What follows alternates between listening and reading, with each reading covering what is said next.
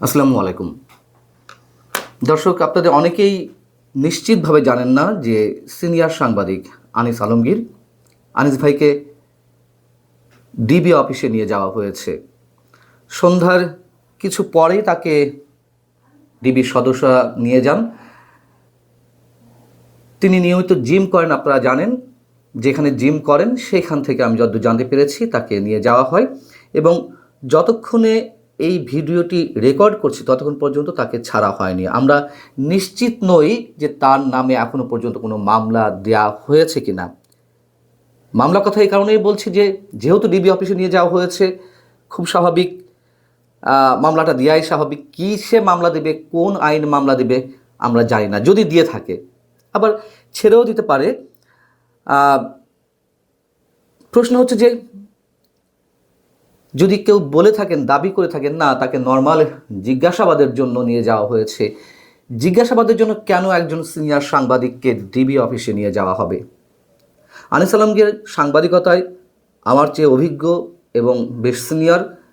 তিনি আমাকে যথেষ্ট স্নেহ করেন ছোট ভাই হিসেবে। আমি তাকে যতদূর জানি, এবং আপনারা সবাই নিশ্চিতভাবে জানেন যে তিনি মুক্তিযুদ্ধের সপক্ষের একজন মানুষ, এবং যে কোনো বিষয়ে তিনি খুব স্পষ্ট কথা বলতে ভালোবাসেন।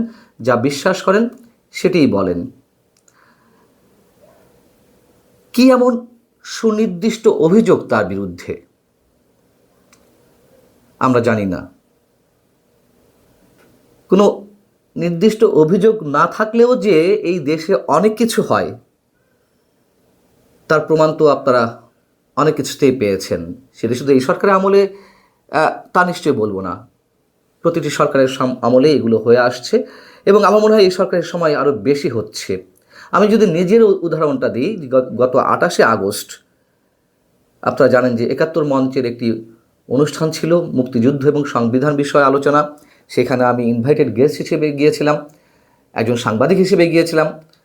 আমাদের কজনকে আটক করা হলো, তার আগে মব ক্রিয়েট করা হলো। আমি ফোন দিয়েছিলাম পুলিশকে আমাদের নিরাপত্তা দেওয়ার জন্য, অথচ পুলিশ আমাদেরকে ঠিকই নিয়ে গেল নিরাপত্তা দেওয়ার নাম করে দুপুর 12:30টার দিকে। 28শে আগস্ট রাত 10টা পর্যন্ত আমাদেরকে বসিয়ে রেখে পরবর্তীতে মামলা দেওয়া হলো। মামলা দেওয়া হলো কিসে? সন্ত্রাস বিরোধী আইনে। এবং পরবর্তীতে আইনজীবীদের, রাষ্ট্রপক্ষের আইনজীবীদের আর্গুমেন্টে তুলে ধরা হয় যে সরকার উৎখাতের ষড়যন্ত্রে আমরা নাকি সশস্ত্র বিপ্লবের উদ্যোগ নিচ্ছিলাম। নানান ধরনের অভিযোগ তো দাঁড় করাতে সময় লাগে না, তাই না? তো সাংবাদিক আনিস আলমগীরকে যদি জিজ্ঞাসাবাদ করতেই হয়, তিনি যেখানে জিম করছিলেন সেখানে বসেই কিছু জিজ্ঞাসা করতে পারত ডিবি থেকে। কেন ডিবিতে নিয়ে যাওয়া হলো? এবং নিশ্চয়ই এই বিষয়টি এই সময়ে এসে খুব লক্ষ্য করছেন যারা মুক্তিযুদ্ধের সপক্ষে আমরা হাতে গোনা কিছু মানুষ বেশ সোচ্চার রয়েছি, অন্তত গণমাধ্যমে তাদেরকে নানানভাবে ট্যাগিং করা হচ্ছে। আমি যদি বলি, সাংবাদিক মাসুদ কামাল, গণমাধ্যম ব্যক্তিত্ব ডক্টর আব্দুল নূর তুষার, সিনিয়র সাংবাদিক এম.এ. আজিজ, সিনিয়র সাংবাদিক মোস্তফা ফিরোজ, আমাকে সহ এরকম বেশ কয়েকজনকে নানানভাবে ট্যাগিং করা হচ্ছে। এবং বিশেষ করে মাসুদ কামাল, আনিস আলমগীর, আব্দুল নূর তুষার, এম.এ. আজিজ, আমাকে ফ্যাসিবাদের দোসর হিসেবে উল্লেখ করা হচ্ছে। এর আগে কালচারাল ফ্যাসিস্ট হিসেবে উল্লেখ করা হয়েছে, তার আগে ফ্যাসিস্টের দোসর উল্লেখ করা হয়েছে, পরবর্তীতে আমাকে তো দেশের অন্যতম শীর্ষ সন্ত্রাসী বানানো হলো। আনিস আলমগীরকেও কি ঠিক একইভাবে একই ধরনের কোনো মামলায় দেওয়া হবে? আমরা জানি না, না জেনে কোনো মন্তব্য করতে চাই না। যেহেতু আমরা তার কোনো খবর পাইনি এখনো পর্যন্ত, নানান ধরনের আশঙ্কা কাজ করতে পারে। আমি যখন খবরটি একটা বিশ্বস্ত মাধ্যমে শুনলাম সন্ধ্যার কিছু পরে যে আনিস ভাইকে বাসা থেকে তুলে নিয়ে যাওয়া হয়েছে, আমি সরাসরি তার ফোনে হোয়াটসঅ্যাপে ফোন দিয়েছি। হোয়াটসঅ্যাপে পাচ্ছিলাম না, ডিরেক্ট ফোন দিয়েছি। আনিস ভাই রিসিভ করে শুধুমাত্র 2-3 সেকেন্ডের জন্য রিসিভ করে বললেন যে পান্না, আমি ডিবি অফিসে। এরপরে আর কোনো ধরনের যোগাযোগ আমরা আসলে করতে পারছি না। ডক্টর ইউনূস সরকারের পক্ষ থেকে দাবি করা হচ্ছে যে এই সময়টি নাকি স্বাধীন বাংলাদেশের ইতিহাসে সাংবাদিকতার সর্বোৎকৃষ্ট সময়।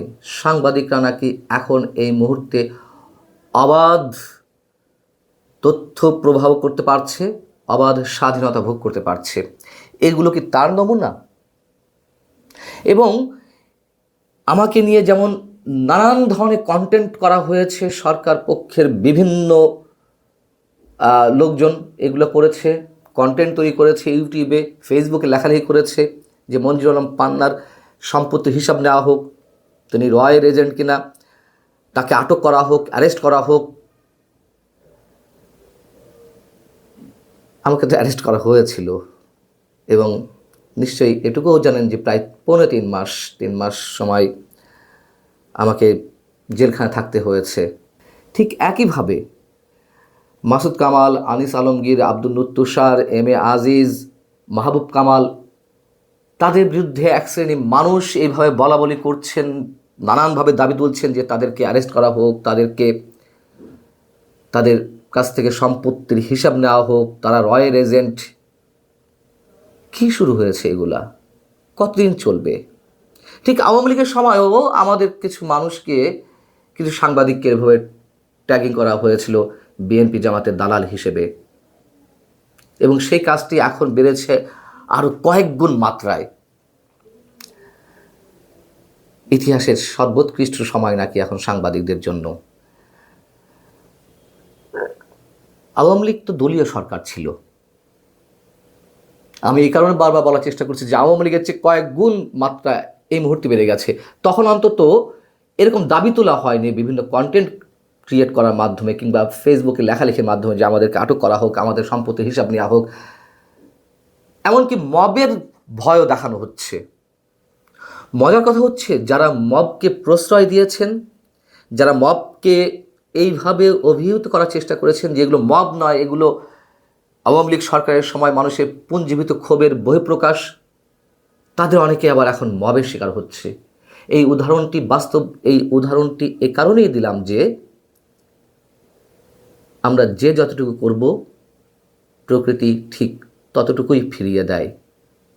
এবং এই কথা তো সত্য যে যুগে যুগে সাংবাদিকদের উপর নির্যাতন করে অথবা সাধারণ মানুষের উপরে জুলুম চালিয়ে, নির্যাতন চালিয়ে কোনো সরকার তো রক্ষা পায়নি। প্রত্যেককেই তার পাওনাটা বুঝে নিতে হয়েছে। আর সবচেয়ে বড় প্রশ্ন, এই সরকার তো আর 2 মাস 2.5 মাস আছে, তাই না? প্রশ্নটা হচ্ছে এই যে সত্যি সত্যিই যদি নির্বাচন আগামী 12ই ফেব্রুয়ারিতে অনুষ্ঠিত হয়ে থাকে, তাহলে সরকার এতটা অ্যাগ্রেসিভ হবে কেন? সরকারের প্রশাসন এতটা আক্রমণাত্মক হবে কেন সাংবাদিকদের উপরে? তাদের তো এটুকু মনে করা উচিত যে আমরা ভাই মানে একটু সহজ সরলভাবে একটু শান্তিপ্রিয় পরিবেশ নিশ্চিত করার মাধ্যমে একটা নির্বাচন দিয়ে চলে যাই। সমালোচনা তো সবাই করতেই পারে, সমালোচনা করুক, আমরা শুনলাম না। যেটুকু গঠনমূলক সমালোচনা সেটুকু আমরা কানে নিলাম। কিন্তু এই ধরনের রাষ্ট্রীয় খড়গ, রাষ্ট্রযন্ত্রের খড়গ কেন নেমে আসবে সাংবাদিকদের উপরে? আমরা আশা করছি সাংবাদিক আনিস আলমগীরকে খুব সহজেই ছেড়ে দেওয়া হবে। ভালো থাকুন। আল্লাহ হাফেজ।